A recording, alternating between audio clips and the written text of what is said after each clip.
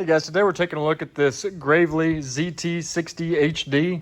It's got a heavy-duty 60-inch deck on it. It's also got a 26 horsepower air-cooled Kawasaki engine. Engine was recently serviced. This machine has 554 hours showing on the meter.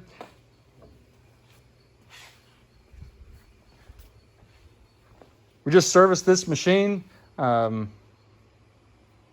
noticed any issues with it. We have mowed with it and seemed to mow just fine. There was a little bit of oil residue around the engine, around this drain plug here.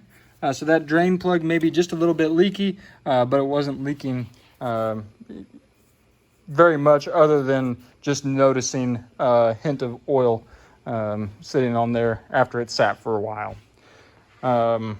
With only 500 and some hours, this machine doesn't have a ton of use on it.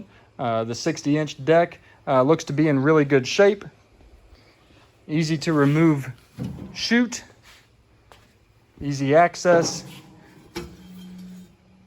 to your spindles and belt.